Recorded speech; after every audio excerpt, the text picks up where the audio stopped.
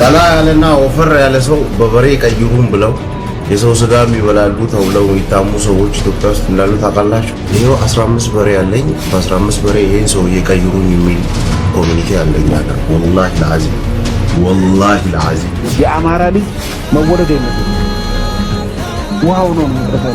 በሰላም መፍታት ያልቻለ መሪ በጦርነት አሸናፊ ሊሆን አይችልም። ጦርነት አሸናፊ ያለው የሚሉ ውሸታቸውን ነው። ሰላምን ማስተዳደር ያቃተው ደካማ አእምሮ ትርምስን ሊያሸንፍ አይችልም። የህወሓት ወታደር ስንት ወታደር ቤተክርስቲያን ውስጥ አስገብተን እንደምናሳክም መረጃው አለ። ምንም ጥርጥር የለም። ገብቶ ግን ወስዶ የገደለብን አንድም ወታደር የለም። ከዚህ ጦርነት በኋላ ምን አይነት ኢትዮጵያ እንደምትኖረን ባጭሩ ልንገር። ባዕዳን አዳዲስ ድሮናቸውን በእኛ ህዝብ ላይ ሙከራቸውን ያደርጋል። መንግስት የዛን ጊዜ ጭንቅ ሲመጣ ከህወሓት ጋር በነበረው ጦርነት ማርካቱ ተጠቋል። ከላዩ ላይ ያንን ግሪሳ ኃይል ለመከላከል ግሪሳ ሆኖ የመጣውን የህወሓት ወራሪ ኃይል ለመከላከል እየገደልክ ታጠቅ እናንተ ነው።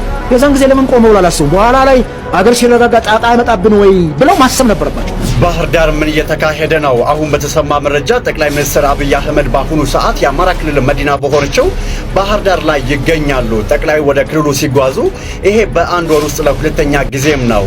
የተደጋጋሚ ጉዞ ምን አመላካች ነው? በክልሉ ስላለው ወቅታዊ ሁኔታ ምን አዲስ ነገር ይኖር ይሆን? ሰላም ጤና ይስጥልን ውድ የቃል ሚዲያ ቤተሰቦች እንደምን ቆያችሁ? እግዚአብሔር ሰላም ከሁላችን ጋር ይሁን እያልን ወቅታዊና አዳዲስ መረጃዎችን ይዘን መጥተናል። ቪዲዮውን ከመጀመራችሁ በፊት ላይክ በማድረግ ጀምሩ። እንዲሁም ሐሳብ አስተያየታችሁን የኮሜንት ሴክሽን ላይ ያስቀምጡልን። ቀጥታ ወደ ቪዲዮ እናልፋለን። ሰብስክራይብ ለምንድን ነው የማታደርጉት? አሁን አድርጉ። ቀላ ያለና ወፈር ያለ ሰው በበሬ ቀይሩን ብለው የሰው ስጋ የሚበላሉ ተብለው የሚታሙ ሰዎች ኢትዮጵያ ውስጥ እንዳሉ ታውቃላችሁ። ቦታና አካባቢ ከጠራን እንቀያየማለና ከሰዎች ጋር የምታውቁ ሰዎች ከፈለገ ኮመንት ላይ ጻፉ። ሲሲ ባቡር ስራ ጨረሰና መኪና አድርሱልኝ ያለ ወደ ሆነ ሀገር 15 ዓመት አላለቀም አሉ ያ መንገድ። ከዛ ለምንድን ነው እንደዚህ የሚሆነው ስንል በተለይ ዘላለም የምትባል ድሬዳዋ ሲሚንቶ ደላላ፣ ቴዲ የምትባል ቻይኒኛ አስተርጓሚ ካላችሁ ኮመንት ላይ ጻፉ። እናንተ ደርሶባችኋል። ቀላ ያለ ወፈር ያለ ሰው ካዩ ወራ ይሄው 15 በሬ ያለኝ በ15 በሬ ይሄን ሰው እየቀይሩኝ የሚል ኮሚኒቲ ያለኝ ሀገር ወላሂ ለአዚም ይኸውላችሁ አንዱን አጋጣሚ ልንገራችሁ። እኔ መኪና ላድረስ ሄጄ ብቻ ለማንኛውም እኔ ካለው ከሁሉም ነገር ጋር ተስማማ ብሎ ፈጥሮኛል። አላህ ልንገርህ፣ መጋለው ከተማው ዋና ከተማ አለው። ገባ ትላለህ ብዙ ኪሎ ሜትር 30-40 ኪሎ ሜትር መንገድ የለም ምንም። እዛ ስትገባ ወራ በሳምንት ነው አይሱዙ የሚመጣው። መኪና አድርሱ ተብለን ነው በሳምንት ነው አይሱዙ የሚመጣው። የሚመልሰን መኪና ደግሞ ቻይናው የመደበልን የኩድራ ምንድነው ያስቤዛ መኪና አለ። ያስቤዛ መኪና ማለት ነው። እሱን ጥበቃ 3 ቀን ቆየው። ሐሙስ ነው የሚወጣው ያስቤዛው መኪና። አባ መጋላ ሲሄድ ልትሄድ ነው እንዴ ከተማ አሉ። አዎ እኛ እኮ አንሄድም አሉ። ለምን ተረኛ እንሄድም? በቃ ትሄድ ቆሞ ሻምፖ ምናምን ገዝተልና ብለው ሴቶቹ ወጥ ቤቶቹ ምናምን ገንዘብ ሰጡ። ፌዴራል ፖሊስ ያለ ዙሪያውን የሚጠብቃቸው ቻይኖቹንም እነሱንም ማለት ነው። ምንድነው ምክንያቱ ላለው ለካ ከዛ ጎሳ ከብት ሲሞት ይጠራሉ ሰዎቹ ወጥተው ይወስዳሉ። የነሱ ብሔር ገበያ የሚወጡት ማታ ነው። አላህ ሻሂዴ ነው። ማታ ነው የሚወጡት ገበያ። የዛ ብሔር ጎሳ የነካውን ዕቃ ሌላ ጎሳ አይገዛም። ገባ? ማታ ነው የሚወጡት ገበያ። የሞተ ከብት ምን ያለ ከብት ምናምን የብሔሩ ስም አንጠራም። እነሱ ናቸው የሚወስዱት። ይበላል። ምግብ አዘጋጅተው ሰርተው አንድ የሆነ ወጣት ልጅ ፈጠን የሚል ከነሱ መሃል ተግባባው። እኔ ካሰገዛ ከኔ መጣሹ ምናምን ስብርብር ባለ አማርኛ አወራኝ። አይኔ ድሬዳዋ ሰው ነኝ ማለት ድሬዳዋ ሰው ፍቅር ምናምን አወራን ምናምን። ከዛ የሆነ ምግብ ቀረበ። ወራ ምሳ ሰዓት ነው ላይ ላዚም ምንም ከምንም ማትለየው ነገር ነው። ትጎርሳለህ። የአካባቢው ሰው ደስ እንዲለው አንተ ከሰው ጋር በፍቅር መኖር የምትወድ ሰው አይደለ እንዴ? አንቺ ከሰው ጋር መኖር ችግር አለብሽ ነው? ሁለት ጉርሻ ትጉርሻለሽ፣ ስትወጪ ታወጪዋለሽ። ምን ችግር አለ? ለመኖር ነው መሐባቸውን ያሳዩ። ላብላ ካለ ሰው ምንድነው? ለበታ ላይ አብሮ የበላ ሰው ምን ይደረጋል? ለማንኛውም የኛ ሀገር አጃይብ ያልተወራ ብዙ አለ። ይሄ ሀገር ስምና ቦታ ጠቅሼ ብነግርህ ነገ ቀዝቃዛ ብረት እጄ ላይ ይገባል። እኛ ሀገር ነው። የአማራ ልጅ መወለድ የለበትም፣ ውሃው ነው መድረስ ያለበት። ስለዚህ አማራን ማደየት፣ ማዋረድ የህወሓት ወታደር ስንት ወታደር ቤተክርስቲያን ውስጥ አስገብተን እንደምናሳክም መረጃው አለ። ምንም ጥርጥር የለም። ገብቶ ግን ወስዶ የገደለብን አንድም ወታደር የለም እና በዛ በለየለት ምንም ወንድሞቻችን ቢሆኑ ያልተፈጸመ ነገር ዛሬ በመከላከያም ተፈጽሞ ከሆነ እኔ አዝናለሁ። ብፁዕ አባታችን በረከታቸው ትድረሰንና እንግዲህ መጨረሻዋን ሸፈንፈን አደረጓት እንጂ እውነቱን ፍርጥ አድርገውታል። ያው ይገባኛል ለምን ሸፈንፈን እንደምትል፣ ነገር ግን እውነቱ ደግሞ መታወቅ መቻል አለበት። ኢትዮጵያ ውስጥ ድሮን የሚጠቀም አካል ያለው አንድና አንድ መንግስት ብቻ ነው። ያለ ከልካይ ይህንን መሳሪያ በመጠቀም አብያተ ክርስቲያናትንና ገዳማትን ማጨስ ዛሬ የተጀመረ አይደለም። ከትግራዩ ጦርነት ጀምሮ በርካታ አብያተ ክርስቲያናት በእንደዚህ አይነት ጥቃት ሰለባ ሆነዋል። ትላንትናም ደግሞ እንደምትመለከቱት በደቡብ ወሎ በቅድስት አርሴማ ገዳም ላይ ተመሳሳይ አይነት ነገር ተፈጽሟል። በደቡብም አካባቢ ዋይታዎች እየሰማን ነው። ኦርቶዶክሳውያን እየተገደሉ ነው። አርሲ ላይ የቆመም ነገር የለም። በአጠቃላይ ግን አሁን ለማለት የፈለግኩት እንደሚጨንቃችሁ እንደሚጠባችሁ እንደምን ይዋጠን እንደምትሉ አውቃለሁ። ነገር ግን ጉዳያችን የየዕለት ተዕለት ትንፋሻችን ሃይማኖታችን ከሆነች እናሸንፋለን። የምንጠብቀው ቤተ ክህነት የምንጠብቀው ሚዲያ የለን። ሁሉም ነገር ከዜና ነጋሪነት ወጥቶ በእጃችን ቁጥጥር ስር መሆን መቻል አለበት። ዜና መናገር ወይም ደግሞ የሶስት ቀን ድምፅ ከሶስት ቀን በኋላ ወደ ጃኒና ጂኒ ለሚሮጥበት ነፍስያ ዝም ብለን የምንጎሳቆልና ራሳችንን የምናደክም ከሆነ ለውጥ አይመጣም።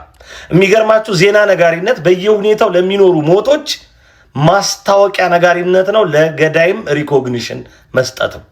እጃችን ላይ ያለውን ነገር እንፈጽመው። ያ ማለት እጃችን ላይ ጎረቤት አለ፣ ቤተሰብ አለ፣ ጓደኛ አለ፣ የትምህርት ቤት የተለያዩ ግሩፖች አሉ፣ የሥራ ቦታ ግሩፖች አሉ። እዚህ ውስጥ ኦርቶዶክስ ተዋሕዶ ቤተክርስቲያንና ማህተብህ ጉዳይ ይሁን። ያኔ ተሻገረዋል። እመኔ ከዚህ ጦርነት በኋላ ምን አይነት ኢትዮጵያ እንደምትኖረን ባጭሩ ልንገር። ባዕዳን አዳዲስ ድሮናቸውን በእኛ ህዝብ ላይ ሙከራቸውን ያደርጋል። እኛን እንደ ላብራቶሪ አይጥ ይጠቀሙብናል። ጦርነቱ ሲያልቅ እነሱ ዳታ ይዘው ይሄዳሉ። አንተ ግን የአባትን አስከሬን ለመቅበር አካፋ ትፈልጋለህ። ታጣቂው ስማኝ፣ በደም ተጨማልቀህ ድል አደረኩ ብለህ ወደ መንደር ስትመለስ የሚቀበልህ የሚስት ሳቅ ሳይሆን የተቃጠለው የቤት አመድና የሚገማ በድን ነው። ያኔ ማንን ነው አሸነፍኩ የምትለው? ልጅህን ገድለህ ለባዕድ ብርሃን ሰጠህ። የገዛ ቤትህን አቃጥለህ ለጠላት ሙቀት ሆንክ። ባለስልጣኑ ሽቶ የተረጨው ቢሮ ውስጥ ሆነ ክተት ስትል የምትገዛው ሰው አልቆ መቃብርን ብቻ ታቅፈ እንደምትቀር አስብ። ወላጅ አልባ ህፃናት በየጎዳናው ሲንከራተቱ ስታይ ያኔ በውሳኔ ትጸጸታለህ። በታንክ ታጅበ ቤተ መንግስት ብትገባ በሬሳ ላይ ነግሰ ንጉስ ልትባል በፈረሰች ኢትዮጵያ ላይ ዙፋን ልዘረጋ ጥይቱ ሲቆም የሚመጣው ሰላም አይደለም። የሚመጣው የባዶ ሆድ ጩኸት፣ የሞተው ተገላገለ። አንተ ግን ነገ ጧት ለልጅህ የሚሆን ዳቦ ስታጣ ያኔ ድል ማለት ምን እንደሆነ ይገባል። ግን አሁንም አልረፈድም። ከጦርነት ይልቅ በጠረጴዛ ዙሪያ የጋራ ቁስላችን እናክም። ለጥይት የጨረስነውን ቢሊዮን ለዳቦ ካለዋል ነው አሸናፊው አንተ ሳትሆን ረሃብ ነው። ኢትዮጵያ ውስጥ ባለፉት 50 ዓመታት አንድ መንግስት ተቀይሮ ያውቅም ብለስ የታሪክ አዙሪት ላይ ነው። ደርግን የጣለው ኢህአዴግን የጣለው ብልጽግና ግለሰቦች ተቀየሩ እንጂ አፋኙ ስርዓት አልተቀየረ። የካድሬው ስም እንጂ ጭቆናው አልተቀየረ። በየዘመኑ የምንከፍለው የህይወት ዋጋ አዳዲስ አምባገነኖችን በዙፋኑ ላይ ለማንገስ ብቻ ሆኗል። ለመሆኑ እውነተኛ ለውጥ መጥቶ ያውቃል ወይስ በየ20 ዓመቱ ዑደት ይደገማል? ኮሜንት ላይ እንወያይ። በሰላም መፍታት ያልቻለ መሪ በጦርነት አሸናፊ ሊሆን አይችልም። ጦርነት አሸናፊ ያለው የሚሉ ውሸታቸውን ነው። ሰላምን ማስተዳደር ያቃተው ደካማ አእምሮ ትርምስን ሊያሸንፍ አይችልም። ሚሊዮኖች አልቀው አሸነፍኩ የሚል መሪ ካለ እሱ አሸናፊ ሳይሆን ወንጀለኛ ነው። ሰላም ብልህነትን ትጠይቃለች። ጦርነት ግን የቂሎች መደበቂያ ናት። አሁን ንገረኝ፣ ሀገር የሚመራው በጭንቅላት ነው ወይስ በክላሽንኮቭ? ለመሆኑ በሰው ሕይወት የሚገኝ ድል ነው ወይስ ወንጀል? እውነቱን መጋፈጥ የምትችል ካለ ኮሜንት ላይ ሐሳብን አስቀምጥ። መንግስት የዛን ጊዜ ጭንቅ ሲመጣ ከህወሓት ጋር በነበረው ጦርነት ማርካችሁ ተጠቋል። ከላዩ ላይ ያንን ግሪሳ ኃይል ለመከላከል ግሪሳ ሆኖ የመጣውን የህወሓት ወራሪ ኃይል ለመከላከል እየገደልክ ታጠቅና እንትና የዛን ጊዜ ለምን ቆመው አላሰቡም? በኋላ ላይ አገር ሲረጋጋ ጣጣ አይመጣብን ወይ ብለው ማሰብ ነበረባቸው። ምክንያቱም ያን ኤሪያ ታውቀዋለህ። ከመሳሪያ ጋር አማራው ያለው ስሜት እጅግ በጣም ከባድ ነውና ዝም ብለህ ያን ስፖንታኔስሊ ተነስተህ ታጠቅ ቀማና ታጠቅና ያንተ አድርግ ትጥቁን ስትለው ወንድሜ ቆመ ጠብቀኝ የነበረው አንድ እንትን ታጣቂ ክላሹ ምኑን ካገኘ እንዴ ለምን የማይታጠቀው? ከዛ ና ልፍታ ስትል ደግሞ ችግር መጣ። ያን የታጠቀ ኃይል ግን የአገር ደጀን ማድረግ ትችል ነበር። ያንተን ዲፕሎማሲ ያንተን የህዝብ አስተዳደር አስተካክለ የአገር ደጀን ታደርገዋል። ይቻላል። ምክንያቱም ዛሬ አኪውዝ የሚያደርገው ዛሬ የሚከሰሰውን ፋኖ ትናንትና እኮ ጠቅላይ ሚኒስትሩን በፓርላማ ሲያመሰግኑት ነበር። የህወሓትን ወራሪ ኃይል ተቋቁሞ አገር ያሻገረ ጀግና ነው ፋኖ ሲሉት ነበር። ዛሬ እርስ በርስ ግጭት ሲፈጠር ዛሬ ደግሞ ፋኖን አገር አጥፊ የሆነ አድርገህ ስም ትለጥፋለህ። በምን በብርሃን ፍጥነት እኮ ነው ደግሞ ለመፈራረጅ ደርሰውና ይሄንን ማኔጅ ማድረግ ይቻል ነበር። አንተ ላይ ሲመጣ ቀማና ወረስና ታጠቅ ግደልና ታጠቅ ትላለህ። አንተ ላይ አንተ ሰጥጣላ ሲመጣ የህዝብ ህይወት ላይ ሲመጣ ግን መታጠቁ አደጋለሁ ትላለህ። ይሄ እርስ በርሱ የሚጣረስ የሚቃረን ቫይስ ቨርስ የሆነ ነገር ነውና እና የግድ ህዝብ መሞት አለበት እንዴ? እያንዳንዱ ሰው እኮ የራሱ የግል መሳሪያ እኮ ባደጉት ሀገሮች የሚያስፈልገው እኮ ራስን ለመከላከል ከሚመጣ አባደጋ። እሱ ደግሞ እንደ አሜሪካ ባሉ ሀገራት ላይ ጣጣ ሲያመጣ ቆይተናል። እና ምን ታደርገዋል? ያን ማኔጅ ማድረግ ነው። አየህ ያ እንኳን የግለሰቦች ግድያ ሲመጣ ታያለህ። መሳሪያ ይዘው ምን ተነስተው ሜንታሊ እንትን ውስጥ ገብተው ሰው ይገዳደላል። ይሄ መከላከል አትችልም። ምንም ጥርጥር የለውም። የዓለም ህዝብ ስንትና ስንት ቢሊዮን ነው። እንደው ግን እዛ አካባቢ እንዳይገደሉ ራሳቸውን ያስታጥቁ ወይ መንግስት እንዲታጠቁ ይፍቀድላቸው ከሚለው ይልቅ መንግስት እዛ አካባቢ ያለውን ሰላም የዜጎችን ደህንነት እንዲያስጠብቅ ማስጨነቅና መጎትጎት አይሻልም ነው? መንግስት ሚሊሻ አለኝ ይላል። ግን በቀደም እንትን ላይ ስንት ነው የተገኘው? 4 ነው 5 ሚሊሻ ቆሟል። አንዱ ሚሊሻ እንደውም ተገደለ። የሰው ኃይል ከሌለው ህዝብን ነው የምትጠቀመው። ምንድነው ነጭ ለባሽ ተብሎ ድሮ ትዝ ይለናል እኮ በየሰፈሩ እንትን ብለው ታጥቀው ህብረተሰቡን ይጠብቃሉ፣ ሮንድ ይወጣሉ፣ መሳሪያቸው ጥይታቸው ቁጥሩ ይታወቃል። ፎላፕ ታደርጋቸዋለህ፣ ቀስ እያልክ ትገራቸዋለህ። ይሄንንም ጠርጥረህ ነው ይሄ አፈሙዝ ወደ ሌላ ሊያዞር ይችላል ብለህ ህዝቡ ራሱን እንዳይከላከል አድርገህ እንደገና ደግሞ ህዝብ እያለቀ ካልጠበቀው ምንም ታደርገው። መንግስት ስንት ጊዜ ተነገረው? 5 ዓመት ሙሉ እዛ ኤሪያ ላይ ሰው ሲገደል ምን አደረገላቸው? ተወሱ። አሊ ዶሮ እዚህ ሰሜን ሸዋ ወደ ጎጃም መስመር ላይ በየሳምንቱ ሲታገት ያን መንገድ ኢቭን አስፓልት ላይ ቆሟል። አትሊስት ኮንቮይ የመከላከያ ኮንቮይ ወይ ፌደራል ፖሊስ ኮንቮይ አካባቢ ላይ ያለው ማህበረሰብ አስተባብረ መከላከል አትችልም ወይ?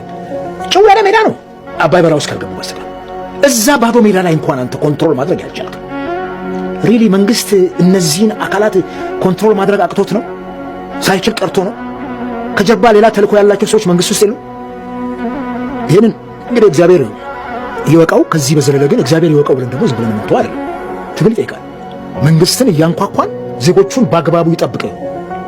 በጣም የማዝነው ደግሞ ሚዲያዎቹ ምንም እንዳልተፈጠረ አድርገው፣ በእርግጥ የመንግስት ሚዲያዎች ናቸው ዛሬ ተደማጭነታቸውም እየቀነሰ የመጣው የሚታየውን የህዝብ ሰቆቃ መናገር አይፈልጉም። የሌላውን ዓለም ግን ይናገራሉ። ለምንድን ነው የሚዘግቡልን የኢራንና የአሜሪካን ነው አሁን ያለውን ጦርነት? ይሄንን እየዘገቡ እየነገሩን እኛ ሀገር ላይ የሚፈጠረውን ችግር ለምንድን ነው የህዝብን ቁስል እንኳን እንዳይታወቅ የሚደረገው?